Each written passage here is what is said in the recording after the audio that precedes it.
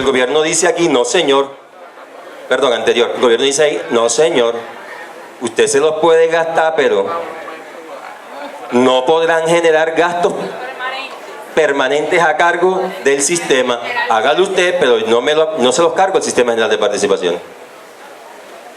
Entonces, esa autonomía que dicen no existe como tal. Y lo que decía el compañero en la ponencia anterior, ahí está la distribución de lo que quedó. Si bien es cierto, pareciera creer que es el mismo 60% que dijo el compañero cuando le dejan a salud a educación el 58.5%, pues pareciera que es el mismo 60% que decía el compañero cuando se hablaba del situado, perdón, de los ingresos corrientes de la nación, que era el 60% para educación, 20% para salud, pero había un otro 20% que podía ser destinado a salud o educación o a ambos. Pero este es lo que queda de la bolsa, ojo, de la participación de la bolsa como tal. Y dentro de esa bolsa, antes le sacan el 4% para el tema de esto de las situaciones de ribereñas de río, para el tema de las pensiones, en fin, un porcentaje antes de repartir esto. Para el FOMPE, que es el 2 puntos y pico, ahí lo tenemos. Entonces, esa es la distribución. Pero ese 4% que nos parece bajo, inicialmente se descontaba el 4% de los recursos del SGB para ser distribuidos entre los resguardos indígenas, la miserableza del 0.52%, municipios ribereños al río Magdalena, el 0.08%, municipios y distritos en programas de alimentación escolar, 0.5%, y para el FOMPET 2.9%. Yo hago un alto allí porque hemos dicho que todo esto tiene coordinación y esto está montado para jodernos a todos, ¿no? Está montado es para jodernos a todos. El caso de nosotros, los maestros del 12, perdonen que insista en eso y los meto allí porque busco la conexidad, ¿no?, de lo que hay allí. Y me encontré en los estudios que estaba haciendo con la perlita del artículo 48 de la Constitución Política, porque todos nos vamos al 356, 357. Pero si usted se va al 48, que es el de Seguridad Social, este gobierno, el de Uribe y este de Santos, porque él hizo parte de ese gobierno, se inventaron el acto legislativo 01 del 2005. Y en ese acto legislativo se adicionan los siguientes incisos y parágrafos al artículo 48. No está allí porque no alcancé a colocarlo. Parágrafo transitorio, lo leo, dice: el régimen pensional de los docentes nacionales, nacionalizados y territoriales vinculados al servicio público educativo oficial es el establecido para el magisterio en las disposiciones legales vigentes con anterioridad, ojo, a la entrada en vigencia de la Ley 812 de 2013. Y lo preceptuado en el artículo 81 de esta, los docentes que se hayan vinculado o se vinculen a partir de la vigencia de la citada ley tendrán los derechos de prima media. ¡Qué belleza! Establecido en las leyes del Sistema General de Pensiones en los términos del artículo 81 de la citada ley de la 812. Entonces es decir que a nosotros nos dividieron pensiones antes de 2013 y pensiones de maestros después. Ya ustedes saben quiénes somos después del 2013, los nuevos que hemos entrado por concurso. Tenemos un régimen pensional distinto a los compañeros antiguos, pero más que decir que el del 2277 tiene la liquidación tal o no, es para que veamos cómo se craneó todo. O sea, esa ley obedece también a esta política, a esa filosofía de que reduzcamos, vamos a reducir todos estos gastos en educación y a caerle a las prestaciones sociales del magisterio, congelarlos, tenerlos estancados. Esa ha sido la filosofía de esto. Seguimos. Y pues ya está dicho lo que decía la Constitución Política del 91. ¿Me permite el compañero? Lo que planteaba, ya lo conocemos, el sistema era distinto, era el 46% de los ingresos corrientes de la nación destinados a este sector. Pero ojo, estas transferencias se destinarían principalmente a los sectores salud y educación y se harían a través de las dos bolsas, el situado fiscal de departamento y las participaciones municipales. Eso en el sistema que estaba planteado, por decirlo así, antiguo. Este esquema de transferencia ha sufrido dos reformas importantes en los últimos 25 años, la Constitución, que ya el compañero planteó, el acto legislativo del año 2001 y el legislativo 04 del 2007, que reformaron esos el articulado. Pero, frente a eso, creemos importante que se dio mayor margen de manipulación al gobierno nacional al desvincular el crecimiento de los recursos del SPE a los ingresos corrientes de la nación hasta el año 2016. Esto está planteado en un informe estudio hecho por el propio Ministerio de Hacienda, año 2009. Pues a partir del año 2002, el SGP aumentaría en un porcentaje igual a la inflación causada, más un crecimiento real constante equivalente al 2% entre 2002-2005, el 2.5% entre 2006-2008, quedando completamente desvinculado del comportamiento del índice de crecimiento, el índice de ingresos corrientes, de la nación. Entonces lo que se buscó fue desvincular la manera en cómo crecían estos recursos por estos ingresos a estancarlos. Esa es la filosofía, pero se inventaron que para tal año era inflación más tantos puntos hasta llegar al 2016. Para el 2017 dejaron una fórmula que es promediar el ingreso de los últimos 4 años, ¿verdad?, que ha tenido esos ingresos corrientes de la nación, lo que significa en la práctica dejarnos iguales.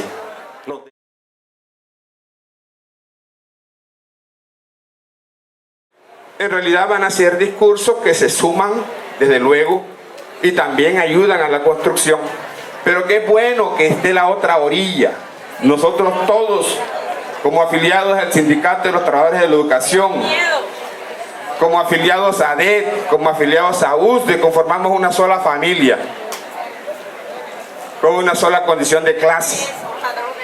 Defendemos lo que tenemos que defender desde nuestra propia perspectiva social, económica y política. Necesitaríamos entonces en la mesa a los contradictores, aquellos que probablemente también han participado en la construcción de las políticas educativas.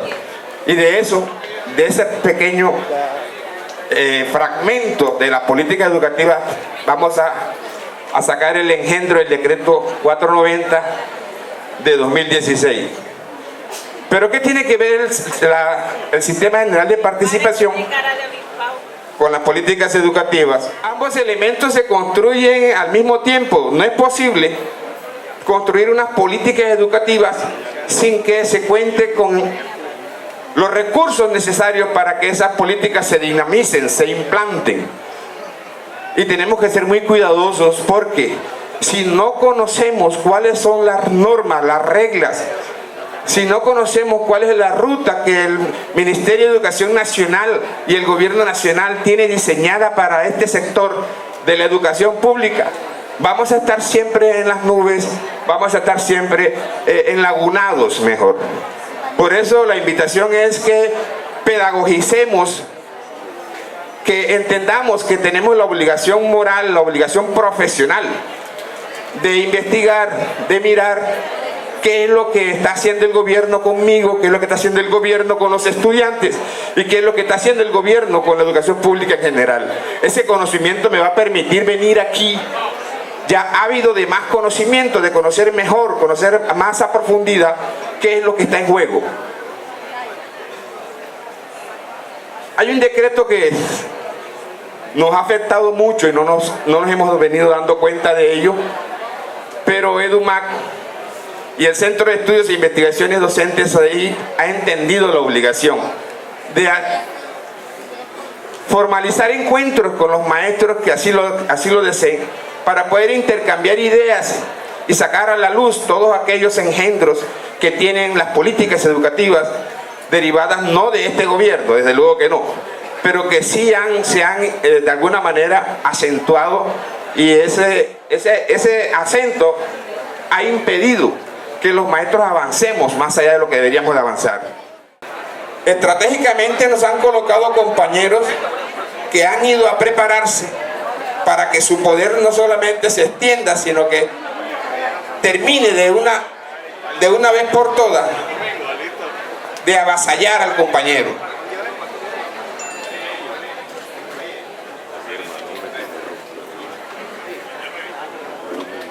Pero ¿qué es lo que va a hacer ese maestro de apoyo? El propósito principal es apoyar la revisión del currículo y del plan de estudio de los establecimientos educativos. Nada más que eso.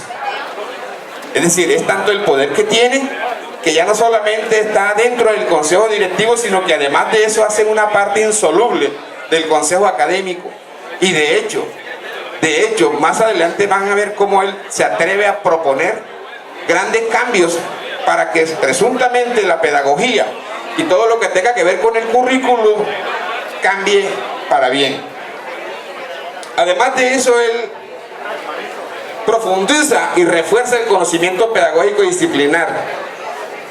Estamos diciendo que aquí lo que hay es un supermaestro, como dice ahí. Es un maestro que no sé, pero tenemos noticia de que en algunos sectores del departamento ya ha empezado a ejercer ese poder más allá de lo que le permite incluso el mismo decreto 490. Pero él crea módulos también, módulos de formación para los colegas menos experimentados y ejecuta programas de desarrollo docente. Ya el maestro no tiene que salir de la escuela, ya el maestro no tiene que pagar por curso de capacitación y formación, porque en la misma escuela encuentra un compañero maestro que es líder de apoyo, que va a construirle a él un ideario pedagógico y académico para que él no solamente se fortalezca como individuo social y como maestro, sino para que la escuela misma brille gracias a su concurso. Pero además genera escenarios que ofrecen la oportunidad de la observación de la clase entre pares. Yo no quisiera verme envuelto en un lío eso donde un maestro compañero mío va a estar. ¿Tú estás en ese lío? Bueno, no te envidio en realidad. Quisiera ver cómo ese maestro va a resolver aquellos conflictos de carácter académico o pedagógico que puedan suscitarse entre dos compañeros. Porque es que él de ahí observa a uno y observa al otro, y mira la actuación de ambos, y él de ahí va a colegir y a sacar unas diferencias que van a ser básicas, van a ser fundamentales, para que esas diferencias él las lleve ya reconstruidas, reconfiguradas en la creación del módulo. Caso serio. Además de eso, él implementa procesos de evaluación diagnóstica formativa y sumativa que garanticen el mejoramiento continuo de los procesos de enseñanza-aprendizaje. Serio, delicado. Chao video, ya tenemos el video ahí en la escuela, ya no lo tenemos por un día, no lo tenemos por una hora, no lo tenemos por una clase. Ya hay un video que permanentemente va a estar ahí acechando, no observando, acechando al maestro. Y al final del año entonces viene él en su informe, y desde luego el video se va a convertir ahí en una tabla pública. Es cuando dice que elabora boletines de desempeño de los estudiantes en relación con su participación en el proyecto pedagógico, y además coordina con los demás docentes su evaluación. Este es algo muy serio. La evaluación de concurrencia, aquella que nosotros hemos estado rechazando por 2 ocasiones, se está metiendo de una manera muy sutil en la escuela. Es decir, los resultados que van a obtener los alumnos, no solamente en las pruebas externas, llámese saber, o de otra manera, sino los resultados que los estudiantes van obteniendo a lo largo de todo el año con cada uno de los maestros, son unos resultados que concurren con el desempeño del maestro. Grave la situación, y les insisto, hay varios sectores donde eso se está poniendo en práctica, pero ha habido algunos choques muy serios. ¿Qué son choques serios? Maestros que recién ingresaron a la carrera, que tienen 4 o 5 años de ser maestros, pero fueron entrenados, digamos, debidamente para ser considerados como líderes de apoyo. Se han encontrado con maestros que tienen ya especializaciones, maestrías, incluso hay uno que está haciendo un doctorado, que entonces viene la ningunación.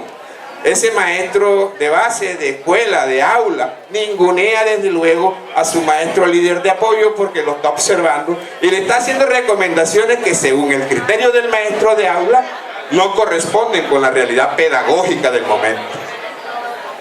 Además de eso, el maestro líder de apoyo tiene la obligación, es la joya buena. Es decir, es un atractivo que nos ha puesto a nosotros el Ministerio de Educación Nacional y el Gobierno Nacional. Él tiene la obligación de conocer las normas que rigen el sistema educativo de Colombia, entre otras. Tiene que conocer la Ley 115 de 1994 o Ley General de Educación. Tiene que conocer el Decreto 2277 y el Decreto 1278, ambos estatutos docentes. Tiene que además conocer la Ley 1098 de noviembre 8 de 2006, el Código de la Infancia y de la Adolescencia. Es lógico que tenga que conocer de eso. Además de eso, ese Código de la Infancia, él tiene nada más que prepararse en los 118 folios que constituye o están constituidos por 3 libros, por 4 títulos, 15 capítulos y 217 artículos. Supermaestro, pero no le pagan más allá de lo que realmente debería. Nosotros aplaudimos que algunos o muchos de nosotros lleguemos hasta allá, pero vamos a ver qué vamos a hacer con todo ese instrumento que nos han metido en la cabeza y cómo con esos instrumentos nosotros vamos a crear, es una arena, vamos a crear es un espacio de tensiones en la escuela, más de las que ya tenemos y que vienen desde afuera. Entonces desde afuera entramos al aula con las tensiones, salimos del aula y la escuela nos está esperando con una lluvia de tensiones mayores todavía. Ese maestro tiene que conocer la ley 1620, que es la ley del Sistema Nacional de Convivencia Escolar y la formación para el ejercicio de los derechos humanos. Digamos que es de lo más sencillo que hay porque es la ley que nosotros hemos venido trabajando casi que cotidianamente porque las circunstancias se nos presentan para que nosotros le demos la aplicabilidad de vida a esa ley. Pero la ley tiene también la educación para la sexualidad y la prevención y la mitigación de la violencia escolar. Ella no tiene sino 3 libros, 6 capítulos, 40 artículos, todos ellos distribuidos en 25 folios. El decreto 1965, es por medio del cual se reglamenta la ley 1620 de 2013, que solamente tiene 23 folios, 56 artículos, 7 capítulos en 6 títulos. Pero viene la ley buena, la ley 1734, el maestro la tiene que conocer para poder él juzgar, porque él hace juicio de valores pedagógicos, académicos y convivenciales. Si a él lo mandan a que se prepare en la ley, en el contenido de la ley 1620, es con el propósito de que él tenga de dotarlo de las herramientas legales necesarias para poder ejercer y emitir su juicio de valor. La ley 1734 de 2014, que acuerda entre la República de Colombia y la Organización del Tratado del Atlántico Norte sobre cooperación y seguridad de información. Serio eso que está ahí, ojalá la miren, porque es muy serio. Tiene 6 artículos con 21 folios. Y el decreto que realmente nos ocupa es el 1075 del 2015, que es el único reglamentario del sector educativo. Ahí es donde está la guillotina para los maestros y no hay tabla de salvación, no hay boya de salvamento. Todo lo que nosotros hagamos y dejemos de hacer en relación con nuestras funciones están condensadas y contempladas ahí. Yo soy una víctima viviente de esa ley. Igualmente tiene que conocer las guías del Ministerio de Educación Nacional, que apenas suman un número de 26 guías.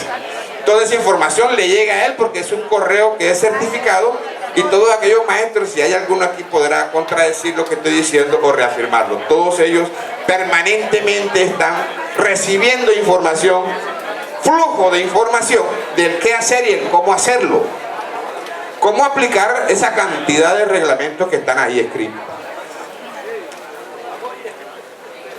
Los documentos de la calidad educativa, que son 22 documentos, esos también ruedan bastante. Ese flujo de documentos sobre calidad educativa se encuentran en Colombia Aprende, pero ellos tienen que asimilarlo y asumirlos. Nosotros los leemos por información, pero ellos no, ellos tienen que leerlos por asunción. Eso hace parte del conocimiento que ellos deben de tener en cuanto a la pedagogía y en cuanto a la academia propiamente dicha. Además de eso, debe tener otros conocimientos básicos, como saber formular proyectos pedagógicos. ¿Para qué le pide el Ministerio y el Gobierno Nacional ese saber a ese maestro?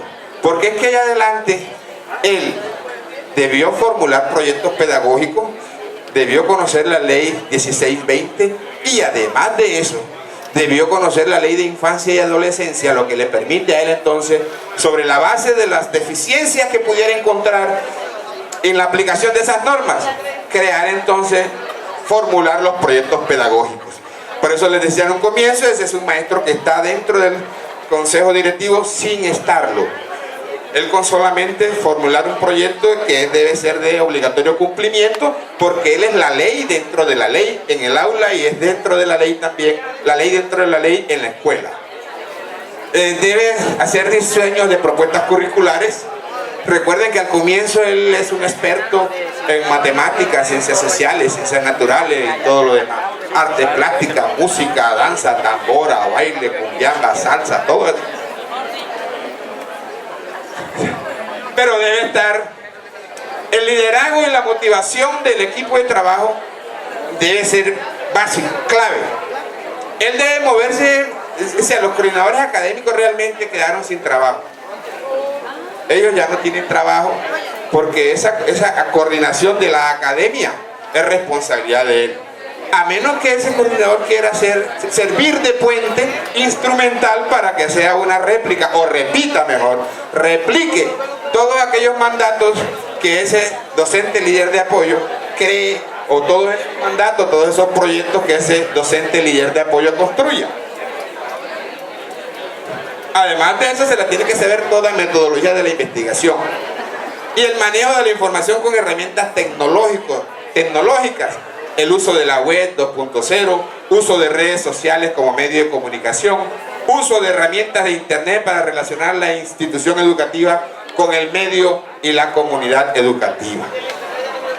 Entonces nosotros nos atrevimos a hacer esa supermaestra. Como no se puede leer todavía, me voy a permitir entonces la lectura. El perjuicio causado a la educación pública colombiana con las irreconciliables comparaciones de tipo Japón, Canadá, Singapur y Finlandia conduce a la sociedad a creer el cuento narrado por el gobierno en cuanto a que los instrumentos, medios y normas para que Colombia compita con estos países ya es un problema resuelto. La cascada de resoluciones y decretos que vienen haciendo añicos al decreto 1278 ni siquiera se acerca a la más mínima solución de la crisis educativa. Tanto el estatus social como el salario de los docentes de aquellos países, ¿cuál es el maestro colombiano desarrolla su labor pedagógica? Los 13 millones mensuales del docente de Finlandia no dan margen para la preocupación, al contrario, el amor por la profesión y los anhelos de crecimiento intelectual no cesan. En cambio, los 3 millones de pesos que alcanzaría a recibir un docente en Colombia después de una montaña de obstáculos y muchos calendarios impiden que la tranquilidad y el sosiego lo acompañen en su labor cotidiana. Adicionemos la proclividad prematura a las enfermedades neurológicas, principalmente. Lo que quiere decir que esa reciente resolución del año pasado, la 09317, cumplió un año el 5 de mayo, pretende incorporar al sistema un megamaestro, un docente líder de apoyo que cualquier potencia mundial desearía, un docente que recorre cada uno de los escenarios de direccionamiento estratégico y horizonte institucional administrativo, académicos, pedagógicos, convivenciales, administración de la planta física y de los recursos y de proyección a la comunidad.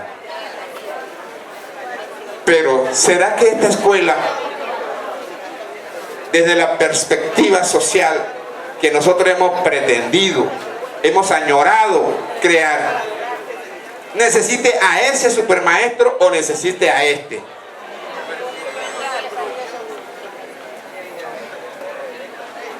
Bregamos por un verdadero docente de apoyo. En lugar de lanzar cohetes y juegos artificiales en honor a los docentes líderes de apoyo, debemos iniciar nuestra resistencia exigiéndole al gobierno nacional y a las entidades territoriales los servicios de los verdaderos docentes de apoyo consagrados en el capítulo 2 del decreto 366 del 9 de febrero del 2009. La atención a estudiantes con discapacidad cognitiva, motora y autismo. Esa es una circunstancia muy seria, muy delicada. Todos nos quejamos de la pluralidad que existe en el aula, pero no pluralidad desde el conocimiento mismo, sino de los problemas que tienen algunos compañeros, niños y niñas, con deficiencia en el aprendizaje y demás. Entonces nos toca, como nos ha tocado siempre, apostarle al psicólogo, apostarle al sociólogo, al llamar a la mamá, a sentarme con el papá. Incluso las mamás, más que todo, mamás maestras, les toca apostarle a la doctora Corazón, porque hay niñas con dificultades bien serias que inciden en el aprendizaje, pero es una circunstancia de hogar que se refleja en su producción tanto académica como pedagógica y convivencial. Ese es el docente de apoyo por el cual nosotros estaremos bregando.